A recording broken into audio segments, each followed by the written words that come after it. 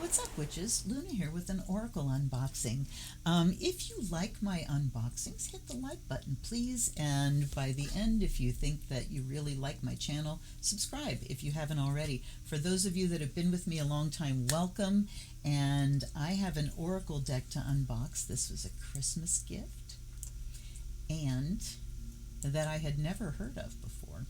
This is the Celtic Book of the Dead by Caitlin Matthews. Now, Caitlin Matthews, I have at least one other deck of hers, and I can't remember whether it's like the Camelot Oracle or one of those, but her husband, John Matthews, I got a number of his decks with a couple different artists. So I'm really excited to get into this.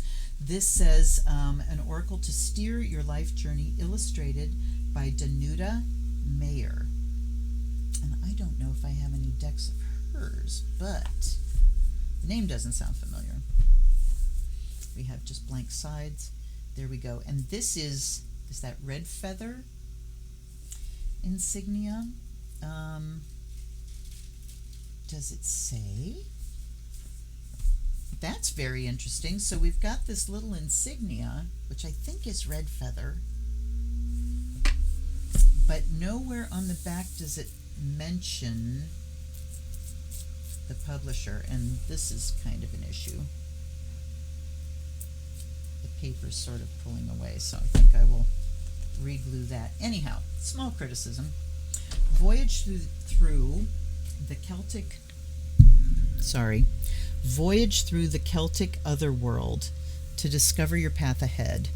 This brand new updated edition of this classic oracle,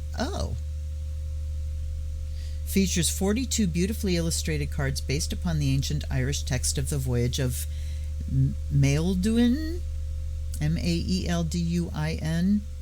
You know, you're just doomed to failure with anything Gaelic. Brand new updated edition of this classic oracle. I have never heard of this classic oracle. While the Tibetan and Egyptian books of the dead are recognized as well-known guides to the afterlife, few people realize that the Celtic Imrama, or voyage stories, reveal an indigenous tradition that allows us to journey on our own voyage of self-discovery.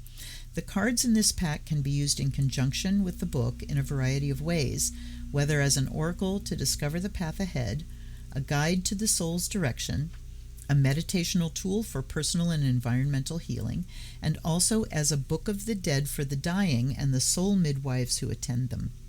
These windows between worlds will steer you through obstacles and challenges to help you map the progress of your plans and navigate your way through the shoals of life.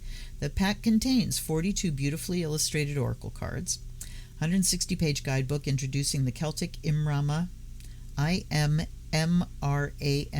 tradition, the story of Maelduin, plus card interpretations and methods of reading, layout sheet for your Imram voyages.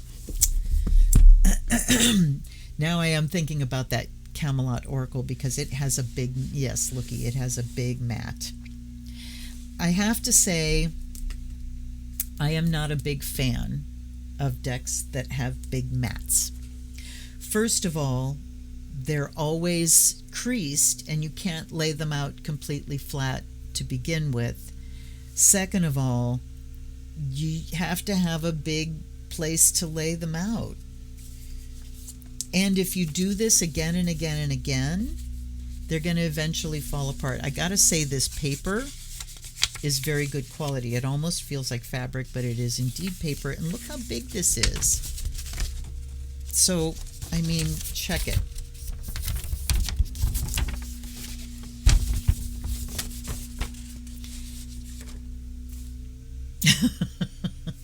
I certainly cannot lay it out on my desk. I certainly can't use it for this unboxing. There's some symbols down below. I always am a fan of Celtic knotwork and imagery, but okay, we've got 1 in the center, and then 1, 2, 3, 4, 5, 6, 7, 8 around, and then 2. And then it goes away probably never to be used again. So, heads up to authors. Don't put mats in your thing. If you have a map to give us, show us the map and we can lay those cards out in the space we have, but don't give us a bloody mat to go with it. All right.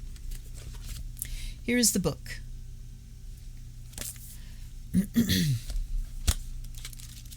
We have lots of text. Lots of text. We have small images of the cards. Sorry, I just saw something about the fiery pigs. That makes me laugh. All right. This is 2022, so this is also a new deck, and it is Red Feather. The contents have Taking a Pilgrimage Back to Life, The Golden Path is the introduction. Chapter 1, Imrama Rowing About. Chapter 2 is The Voyage of Maildwin. Chapter 3, The Blessed Islands. Chapter 4, Maps of the Soul. Chapter 5, Healing from the Edge of Ocean. Chapter 6, Midwifing the Soul. So where did the cards come in there? I guess that would be the... I don't know. Let's find out. Take a pilgrimage back to life. The 3 candles that illuminate every darkness, truth, nature, and knowledge. 3 candles that illuminate every darkness, truth, nature, and knowledge. All right. Golden Path, Books of the Dead and Sacred Passages. So we have quotes in front of everything here. The Imrama have been preserved, the tattered remnants.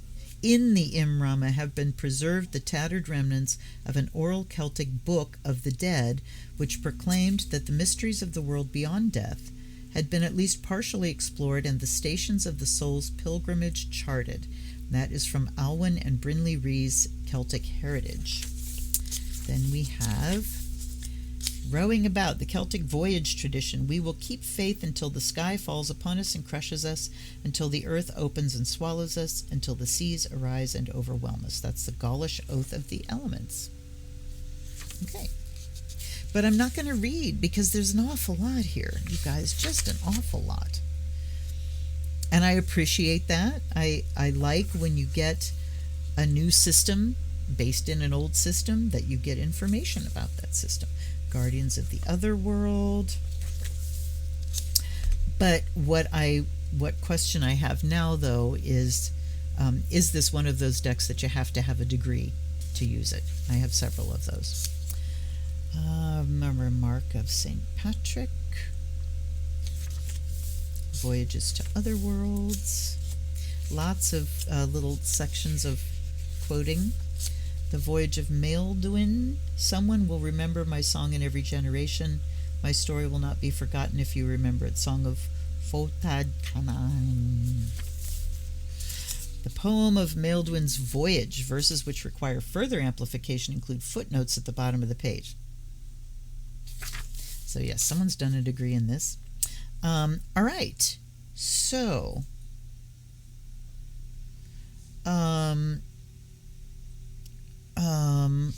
here begins the story of Maildwin's voyage. And we've got footnotes. The noble high king of heaven, world's creator, in every time and place, by our assistance. Many beautiful places are there upon earth, gracious their appearance, however we enumerate them, their virtue is clear. The Son has spoken of the Father's many mansions. He has successfully stripped the bark of revelation in each age of the many-colored world. And so there's a little verse and there's a footnote. Here the many islands of the Imram are compared with the saying of Christ, in my Father's home are many mansions, or in my Father's house. Okay. Then we've got 1, the island of giant ants. 2, the island of many birds. 3, island of hound-footed horse. So are these the cards? Let's see. The Blessed Islands. 1, island of giant ants, island of many birds. So those are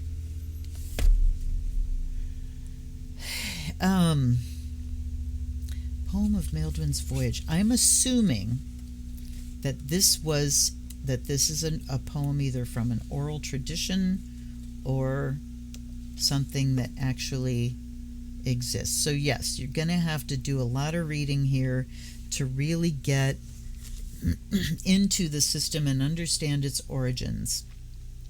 However, if you've been here before, you know what my focus is. Can you get a reading out of it?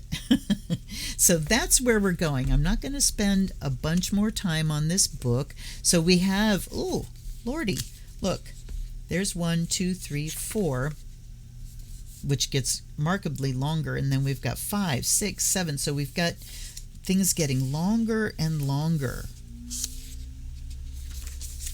And they are all islands, the island of some, so I guess that's the Blessed Islands is what makes up this deck. Island of Otters, Island of the Falcon. All right, how many cards did it say were in here? That's not where it said it. 42. In this poem, we go to 33. Retelling and commentary. So they're going to retell that story so you understand it. Wow. And now we've got another thing. Island of Giant Ants, Island of Many Birds. And it goes again through all of those. Through number 33. Then we have chapter 3, the Blessed Islands, the Imram cards. And now we get to the actual cards.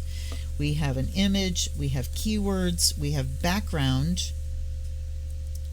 So I guess it tells what part of the story this represents. Challenge. Okay. Yay. A challenge has a question and a piece of advice, and then we have in context. Wow. After the initial promise of teamwork, cutthroat. Okay. In context. How will the new takeover go at work? 24 Island of Rainbow Stream, 1 Island of Giant Ants, 8 Island of Cannibal Horses. I have no idea what that in context part is about. Okay, now I'm wondering, is there an index for this? You know, there's a bibliography. So many of these decks that really are grounded and based in a deep tradition, that there's a lot of historical information and a lot of context, would benefit from an index. For instance, if I wanted to know, where in this copious introduction or preamble, prologue, whatever it is, explains the context part under each card, I would not know where to look. And where does she maybe describe what shows up here? The Blessed Islands. All right, let's see. Each of the Imram cards is described along with the background to the experience encountered there, plus divinatory keywords and a challenge to help you come alive again. Your response to the challenge in relation to your question will give you much to work upon. Each card includes a brief practical example showing how it blends with other cards in the context of the question. Okay, in addition to the 33 Imram cards, there are 2 guide cards representing the 2 guides who show us the otherworldly wonders. These may also represent the male or female querent in a divination. There are also 7 gift cards, each of which represents an empowering gift from the other world, which can be read at the end of the reading as an encouragement or blessing. I don't know whether we are to separate these. Nowhere in this beginning part do we have like spreads. But that makes up the 42. Then we have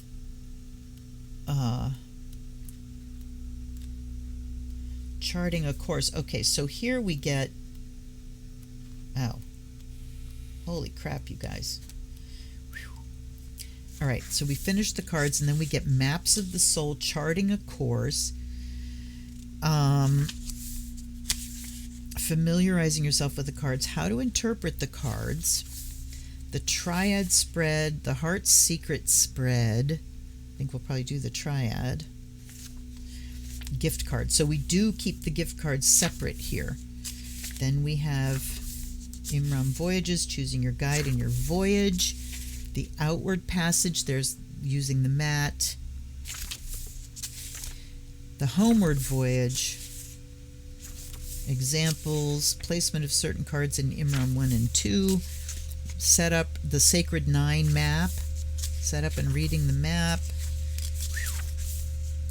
So this is an excellent deck for someone who has one deck.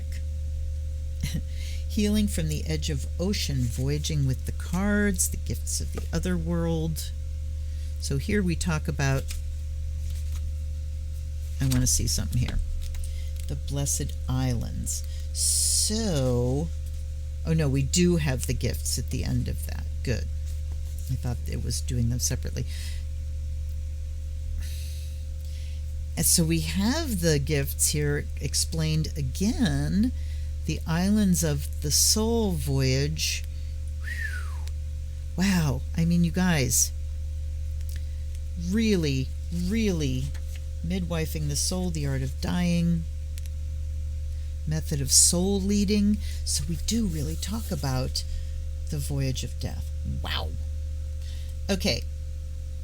About the author and artist, Caitlin Matthews, Singing the Soul Back Home, The Art of Celtic Seership, The Celtic Wisdom Oracle. Do I have that one? The Complete Arthurian Tarot. Yes, with John Matthews. That's one I do have. Do I have the Celtic Wisdom Oracle? I don't think I do. And then Danuta Mayer, her books include The Yellow Fairy Book, Tenzin's Deer. Okay. Wow. I'm already feeling a little overwhelmed, I have to say. We're 20 minutes in, and I haven't even gotten to the cards yet. Let's go up close. It is a smaller deck, which I appreciate. Got basic Celtic knotwork at the back. I mean, this feels like a even maybe smaller than a deck of regular playing cards. All right.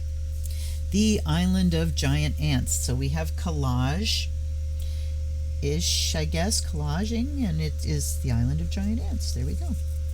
The Island of Many Birds. Yes. Island of the Hound-Footed Horse. That's interesting. So I don't know that she would have found an image of a hound-footed horse. So I don't know. Hold on. To give it its fair shake, I'm going to come back here and look at the artist. Lifetime of rediscovering too. She's the author of many books. Blah, blah, blah. The founder of the Guild of Soul Midwives. She does. No, it doesn't say anything about the artwork. So back that goes, and back we go. The Island of Invisible Riders. Island of Plenteous Salmon. So we have the number and the name and the drawings or the illustrations that very adequately illustrate the name. The Island of Trees. Although they're in a boat, but he's holding a tree. Okay. Island of the Revolving Beast.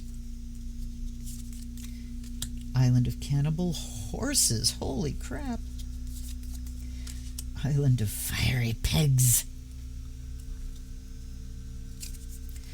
Island of the Cat. Island of Black and White. Island of Giant Cattle. Island of the Mill. Island of Sorrow. Island of the Four Fences. Island of the Crystal Keep. Island of Singing Birds. Island of the Ancestors.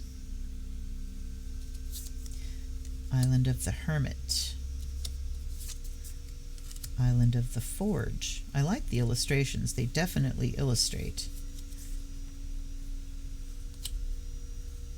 So I'm not commenting much on them because they're good images. I like them. The Sea of Glass. Oh, okay. Island of the Forge is number 20. Now we have the Sea of Glass. The Sea of Mist. So it's not all islands. And now we're back to islands. The Island of Recognition. Island of the Rainbow Stream. That's very cool. Island of the Silver... No, Pillar. of the silver net. So we have island, seas, and pillars. Pillar of the silver net. Island of the shuttered door. It doesn't really look like a shuttered door, but oh well. Island of women. Island of berries. Sorry, I'm laughing because we see twig and berries in full view. Hilarious. Island of the eagle. Island of joy. That reminds me of the Three of Cups. Island of circled fire. She's certainly using images that are drawn from Celtic artwork, but I recognize kind of some Roman stuff too. Island of circled fire. Island of otters. Island of the falcon. Okay. The ever-living lady. Okay, so these are the two people, the ever-living lady and Barinthus. I'm going to set those there, and then we have the gifts. The apple, the silver branch. These are kind of heavy. The silver branch, the hazelnut, the wheel, the green and burning tree. How interesting is that? Because we have this tree that gives us two gifts. It gives us in life the gifts of fruits, shelter, shade, oxygen, and then in death we get the gift of fire and warmth. So fascinating. The dragon stone and the four-sided cup of truth. Okay, so I'm going to take the gifts out of here too, and I want to go back to this spread. I'm happy to see that we're clipping along pretty quickly because my last few videos have been really, really long. And I mean, this could be 2 hours if I made it, if I wanted it to be, or a lifetime. All right, I want to go back to this 3 triad spread, small spreads. In these small spreads, the positions have no preset meaning, and the cards are read in sequence by juxtaposition with each other like a storyboard or cartoon. 1. Consider your issue and frame it into a question or request. 2. Choose unseen a gift card and lay it face down below position 2. Shuffle and lay down 3 cards at random from the Imrama cards. Read them as a story, then reveal the gift card as the empowerment for your issue. If you prefer your positions to have meaning, then read position 1 as the truth that is revealed, position 2 as the gift of nature or the way things are, and position 3 as the knowledge that you gain. So 1 as the truth that is revealed and nature of the way things are. I mean, those could be very similar things. The truth that is revealed is here's how things are. And also the knowledge you gain could be the truth that is revealed. So, Charlie asks the cards about his relationship with his girlfriend, who's become rather withdrawn. How can I make things better for her? So they're looking up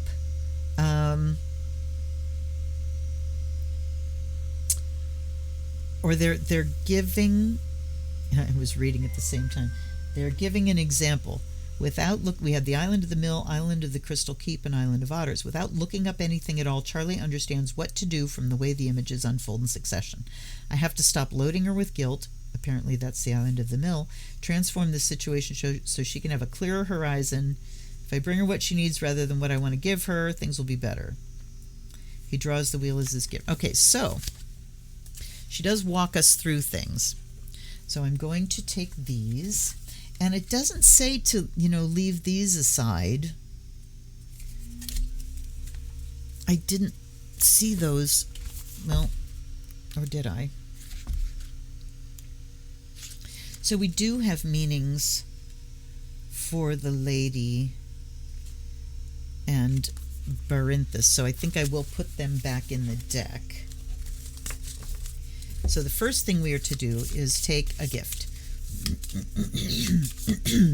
And wait, what the hell?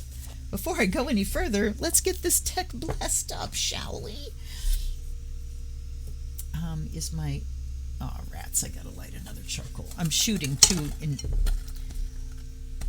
back to back here, and I was hoping my charcoal would hang out and stay, but it didn't.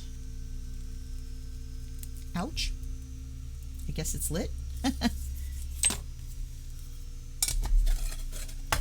Now, let's bless her up.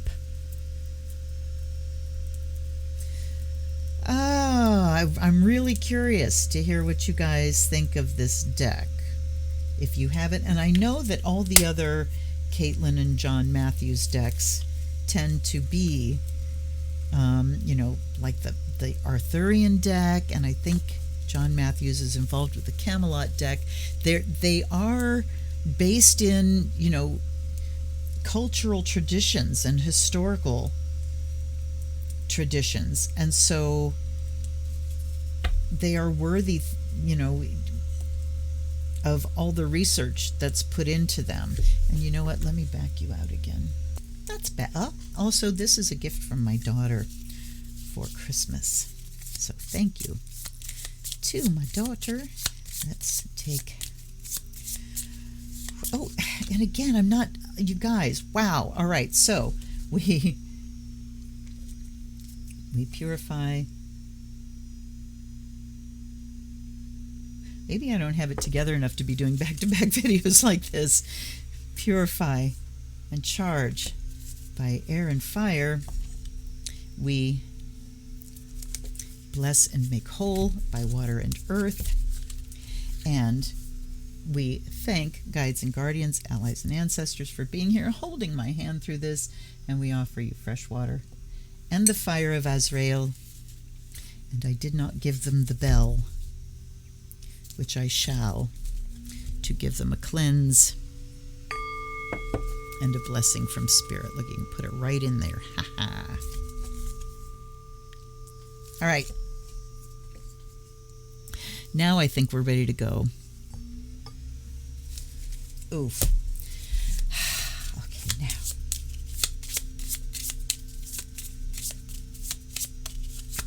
Just saying one more and take it off the top. All right, so I'm going to put that there, because we look at that at the end. Now, let's see how these things shuffle. I don't expect any issues. They're pretty hefty cardstock, but since it is a small deck, they do shuffle. They are stiff, but they do shuffle. So let's do several shuffles, and then we will cut. Oh, dear. So, yeah. You can shuffle and bridge them, but because they're a small deck and they're kind of short, if you bend them too far, they're going to stay bent. And I might have already done that. Not really. Okay. Now, picking out 3. So, question. How do we go today from our lowest manifestation to our highest? How do we go from feelings of victimhood, from feelings of survival mode, into empowerment and thriving? Okay, they want me to do one more and then off the top. We have many birds. The ever-living lady, so she did show up. And the island of sorrow. All right. So, island of many birds. Now, many birds I would expect to be, let's see if we can guess. Because they were talking about that mill, Island of the Mill, in the example that I read from this spread, talking about burdening someone, and you're talking about like carrying a millstone. So I'm going to see intuitively how this works out. The Island of Many Birds, I would think, would be about communication, about talking. The ever-living lady, that's the goddess. The Island of Sorrow, self-explanatory. So let's see. Island of Many Birds, keywords. Abundance, okay. Spoilt for choice. So too many choices. Multiplicity, that makes sense. Doing too much at once, that makes sense. Overwhelm. Too many individuals involved, so not about communication at all. Too many individuals involved. Indecision. Starving amid plenty. Discontent. Inability to concentrate, and assessing your gifts. That's fascinating. It makes so much sense. So the images and the titles definitely are fleshed out in the keywords. The background. The abundant birds of this island are like the many possibilities which surround us in life. In the middle of such abundance, it is easy to become confused. The island of many birds often reveals the status quo in a world where everyone is out for himself. The challenge says, which resources do you need in the grip of this necessity? And then in context, how can I fit into this group? Has island of many birds, island of berries, and island of recognition. So I guess, and then the one sentence interpretation of that, in this throng, keep a low profile, I guess that's the berries, and allow the group to acknowledge you. So I have to say, with all of my kvetching and bitching about the volume of explanation and background information to this deck, when it gets to the actual cards, it is short, sweet, and concise. We've got the keywords, we've got the background, which just is a short paragraph. We've got a challenge, which can allow us to create a context in the mind, and then we have an example of how to read this. So, she redeems herself. This is great. So, what resources do we need in the grip of this necessity, in this question of how do we reclaim our power, reclaim our sense of empowerment, and, away from a sense of victimhood? So we need to deal with overwhelm, too many individuals, indecision, starving amid plenty, discontent. Which resources do we need? So indecision says we need to make some decisions. I think what we need to do first of all is deal with the overwhelm. Narrow down our choices. Because when there are too many choices, then we get the starving amid plenty thing where there's just too much and I can't make a decision. So this is great because, in my question of how do we move from victimhood, I guess, overwhelm is one of the words that could describe those feelings we're having that we're trying to grow beyond. So here we need to acknowledge that we're overwhelmed, that there are too many people to deal with, and too many choices, and we need to narrow things down. But how do we do that?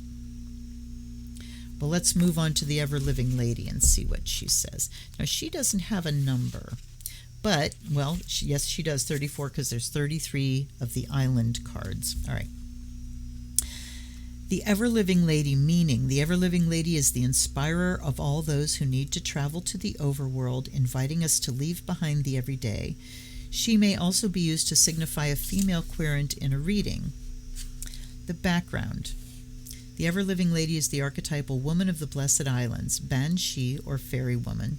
She comes to many visionaries and dreamers to invite them to the other world, but does not reappear to Maildwin until the voyager reaches the land of women. The inspirer of those who need to travel into the depths of the other world, she invites us to leave behind the everyday world and to travel within to find the realization which we seek. She encourages travelers to relinquish their own will and to be open to the winds of change that blow from other shores. In Celtic tradition, she appears to many, including Bran MacFeeble, to whom she recites the vision of the other world, as well as inviting him to visit the land of women. So what is this telling me? We need to step away from the overwhelm and the too many choices, the too many decisions to make, the overwhelm of everyday life. We need to kind of step away from it a bit into meditation. The other world here can talk about not waking consciousness.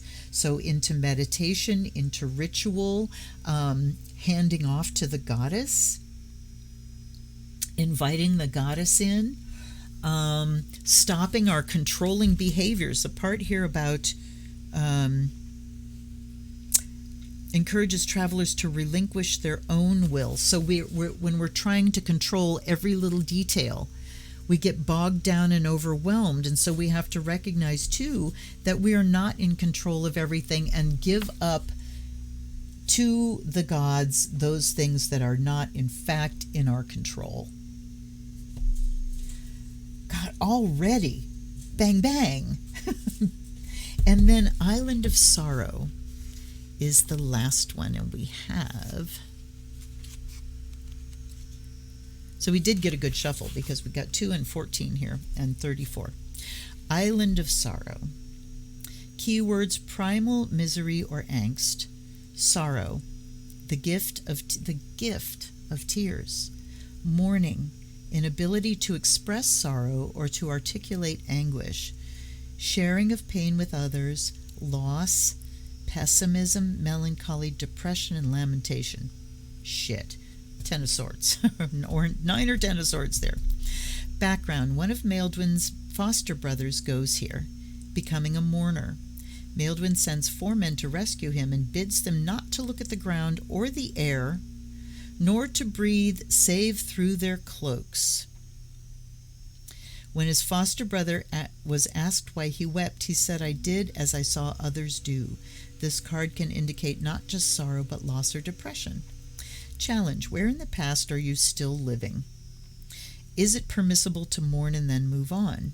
Oh, it is. That's a statement. It is permissible to mourn and then move on. What is still abiding on the Island of Sorrow? Okay. And the context thing says, he says nothing, but how is my partner really doing after this loss? We have the Island of Sorrow, Island of Giant Ants, and Island of the Revolving Beast. The loss is still looming large. He's still in a very painful place. All right. So here, we're trying to deal with everything and control everything. We need to recognize where spirit is in control and we in fact are not, and hand off in that way. And when we turn things over to spirit, because, controlling everything or trying to control everything can also be a great way of distracting ourselves from our grief. And I want to say here, it talked about permissible to mourn and then move on. And I don't think that objectively these words have these differences, but here's how I differentiate from my personal experience, that there's a difference between grieving and mourning. Grieving is the healthy process of moving through loss. So you are very much acknowledging the loss, aware of the loss, accepting the loss, and you let that process happen where you grieve, you cry, you talk about it, you go through the stages, anger and denial and all of those things, and then you are washed clean of it. You are healed of it, or at least, you're done with that phase until it comes up again, because these things come up again and again. Grief isn't a one-shot deal, right? You guys know this. But mourning to me is more of a chronic state. It's when real grief isn't happening. So my personal example is my detachment or my lack of bond with my mother. We were not able to bond when I was born because we were separated by me not breathing and being stuck in an isolette and all that. And it set up Great Depression. But not just that, but she was a narcissist and I could not bond with her. She was missing like her internal core. And so I could not bond. And as an empath, that impacted a newborn very, very profoundly. And so I spent my life chronically mourning and feeling homesick and missing something that I didn't know what I was missing. And so no matter how much I cried, I was just stuck in that depression. The crying did not heal me. I would just cry until I was cried out, and then there was no resolution. When I finally connected the dots over my loss, of a mother and that bond. I was able to grieve, and the depression disappeared. I was able to grieve because I knew the thing that I lost, and then the healing began. So we need to acknowledge that we're dealing with too many things and too many people, and they're not all under our control.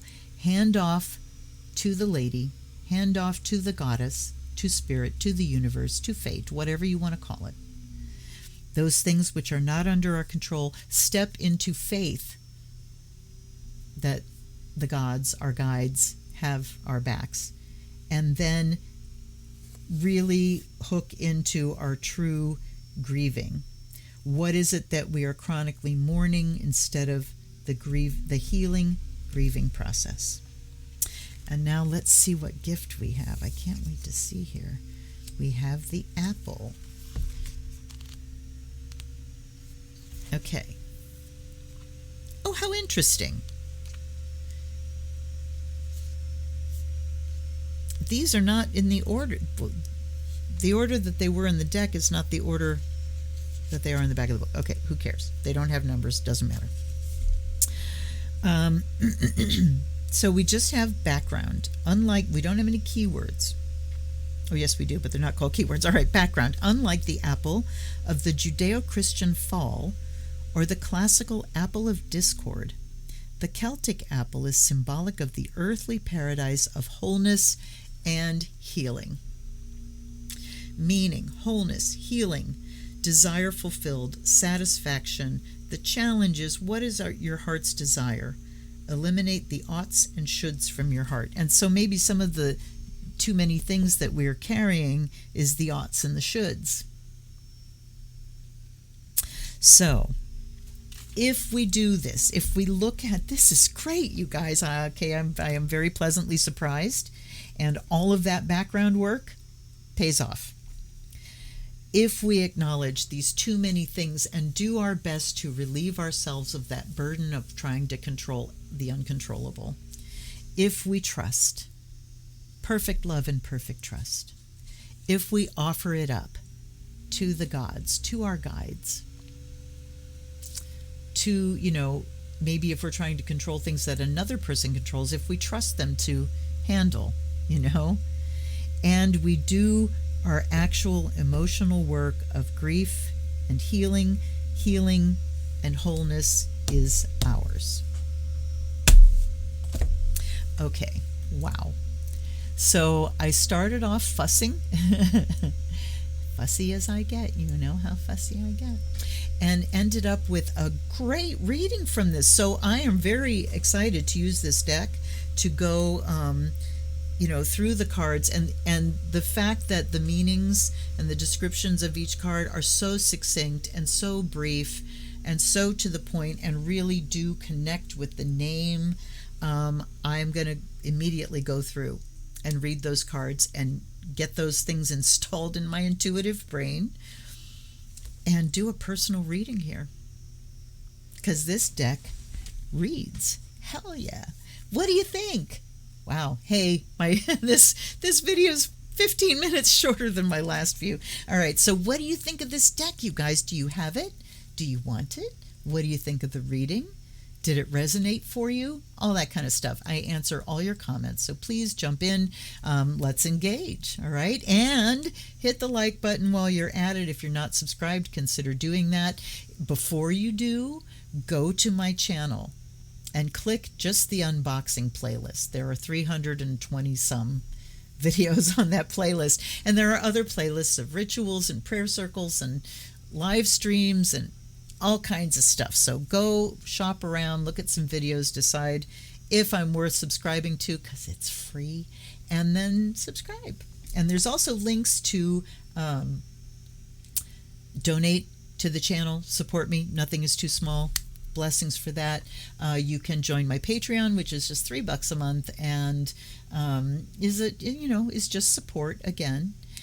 And what else? Oh yeah, there's a wish list, And if you click on that wish list and you find a deck that either you have and you would like to see me review, or a deck that you don't have, please hit that wish list. If you buy me that deck, and you can even put a question in your gift note, I will read for you on this video.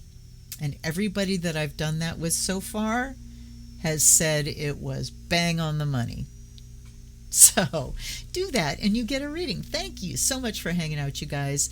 I will see you next time on an unboxing or live stream. And until then, this is Luna. Blessed be.